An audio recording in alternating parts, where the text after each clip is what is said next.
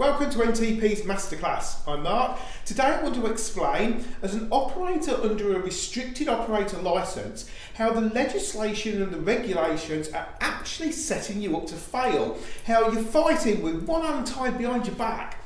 You may have already seen our video giving restricted operators useful tips. If you haven't, we've popped the link below.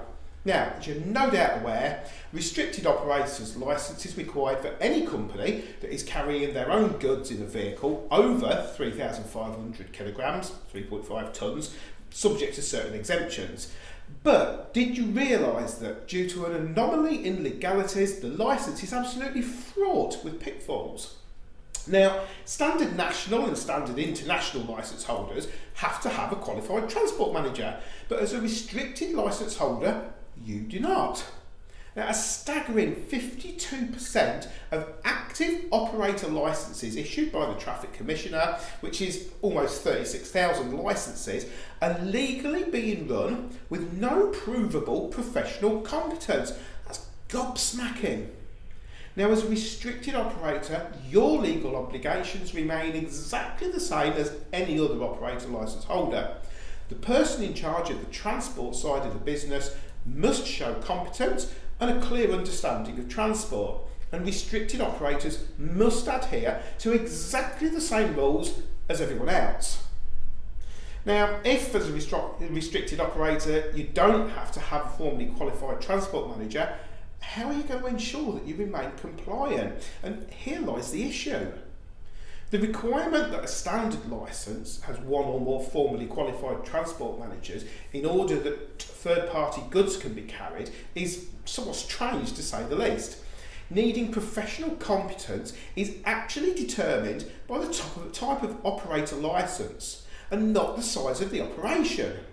So this is a highly contentious subject in the HGV sector. A single vehicle standard licence requires a qualified TM, but a 40 vehicle restricted licence doesn't legally require one. Absolutely bizarre. No way around this either. It's the law. So, why should the ownership of the goods, which is essentially the difference between the licence types, determine whether a qualified transport manager is required? After all, the undertakings promised to the Traffic Commissioner is the same for both licences. In short, as a holder of a restricted operator licence, there is no qualified person to ensure that you are operating within the highly regulated rules, which really begs the question, are you being set up to fail? Now, it must be stressed that the person in charge of the transport operation understands that they are, in essence, the transport manager for the business, and responsibility for the transport side, same as a qualified transport manager, rests with them. Now, although you've not had the training, you've not gained the qualification, you're expected to have the knowledge. Big problem. Now, when you applied for your restricted operator licence, you signed to promise that you will comply with a series of undertakings. Can you remember how many there were, or even what they covered? Well, there's actually 11, so let's take a little look at them now. So, undertaking number 1. The laws relating to the driving and operation of vehicles used under this licence are observed. Now, this is a one sentence covers all. Basically, if it isn't covered in the following undertakings, it doesn't mean it's not relevant. Anything you do that breaks any law concerning driving and operating vehicles will breach the undertakings. So, brings us on to undertaking number 2.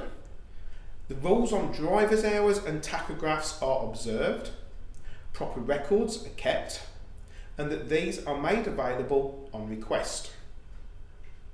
Now, the operator licence holder is expected to have a good understanding of tachograph legislation, of driver's hours rules, and they must have a formal, auditable process that ensures that tachograph data is collected, analysed, and any corrective action can be taken where infringements occur.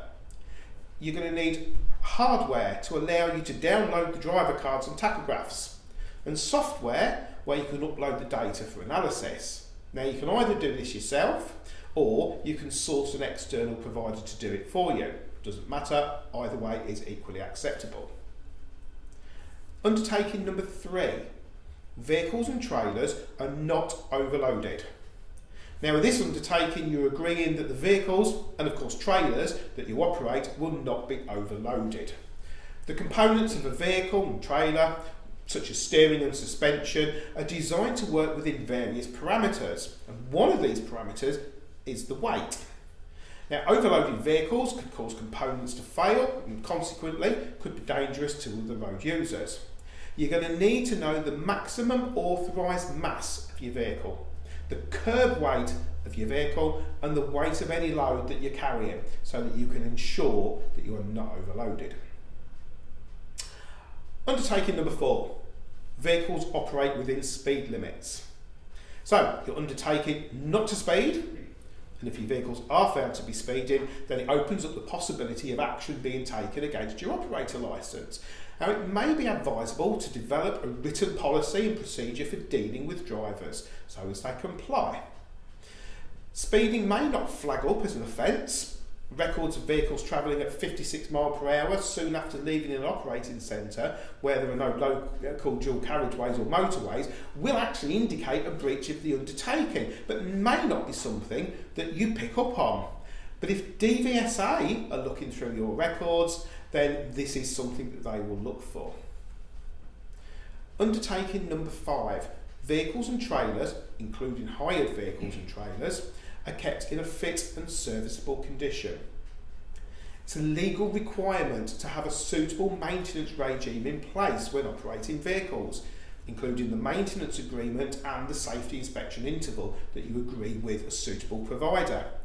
Now, even if the vehicles are hired and you don't directly deal with the maintenance, you still have to undertake that as an operator. You will ensure that the vehicles are well maintained. Planning of dates must be shown at least 6 months in advance. Not just safety inspections and services, but other dates that are relevant like MOT, tacho calibration, Lola if applicable, other such examples as well. This will help you to keep on top of when actions are required. Undertaking number 6. Drivers promptly report any defects or symptoms of defects that could prevent the safe operation of vehicles and or trailer, and that all defects are recorded in writing. Your drivers are expected to carry out pre-use inspections and post-use defect reporting, and they're expected to have the ability to do this effectively. Now, processes must be in place that are fully auditable, records must be kept accordingly and made available to inspectors upon request. The undertaking states in writing, but this does not rule out digital records, which are becoming more and more commonplace these days. Undertaking number 7, that records are kept for 15 months of all drivers' reports which record defects, all safety inspections, routine maintenance and repairs to vehicles, and that these are made available on request. Now the paperwork that I've just mentioned in that undertaking, they can be electronic versions of course, but they need to be retained for the 15 months. The records must be fully auditable, basically forming a paper trail where a defect can be followed from first identifying it through to signing it off as being rectified. The undertaking does mention driver reports that record defects. Most companies operate a nil defect reporting system where even a check where no defects are found will be recorded and kept. Now, reports with no defects can be kept in the file with the other reports for a reasonable period before either throwing away or filing away somewhere else. Although it's not a legal requirement to use a nil defect reporting procedure, it's definitely best practice too. Undertaking number 8. In respect of each operating centre specified that the number of vehicles and number of trailers kept there will not exceed the maximum numbers authorised at each operating centre, which will be noted on the licence. So, when you apply for an operator's licence, you state the maximum number of vehicles and trailers that you'll be operating at your operating centre, or at each individual operating centre if you've got more than one. The number of vehicles and trailers that you specify at each operating centre, when added together, can exceed the total number authorised, which is required on the operator licence. This can be useful if your vehicles that don't always return to the same operating centre each time, because you can park them at different ones. Undertaking number 9. An unauthorised operating centre is not used in any traffic area. You cannot park your vehicles wherever you like. They must be parked, when not in use, at an operating centre that has been approved by the Traffic Commissioner. The location that you choose for your operating centre is given a lot of consideration by DVSA and the Traffic Commissioners. You've got to obtain written permission from the landowner if you don't own the land. You've got to place a public notice announcing your intention to use the location as an operating centre in a local paper. Parking your vehicles elsewhere at a location that has not been approved is a breach of the undertaking. Undertaking number 10. I will notify the Traffic Commissioner of any convictions against myself or the company, business partner or partners, company directors, nominated transport manager or managers named in this application, or employees or agents of the applicant for this licence, and, if the licence is issued, convictions against the licence holder or employees or agents of the licence holder. Wow. Now, on the application form, there's a section that asks for information about any criminal convictions awarded to the persons mentioned. No, I'm not going to run through them again. When considering a licence application or continuation of a licence, the Office of the Traffic Commissioner will carry out extensive background checks on people involved in the business, and if certain criminal convictions are found, then the decision to grant an operator licence may well be affected. If it's discovered that you have convictions that you have not declared, your application or continuation of licence might well be affected. So be honest. And lastly, undertaking number 11.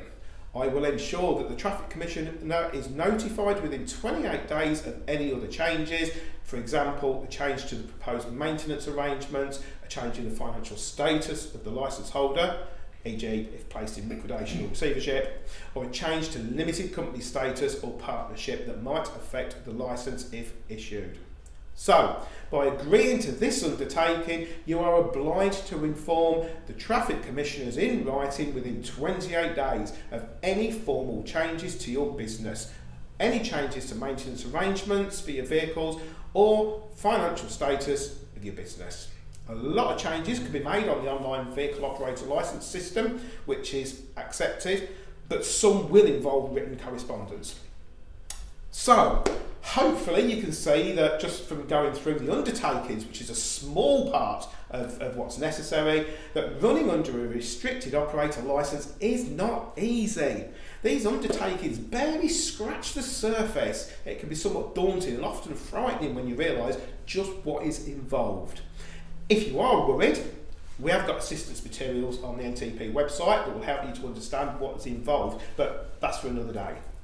If you've got any queries concerning this subject, give us a call, email us, pop on the chat facility on the website. We're always happy to help and advise. Feel free to add any comments below. Don't forget to click like and subscribe so that you know when more useful, interesting and informative videos have been released. Take care, thank you, see you soon.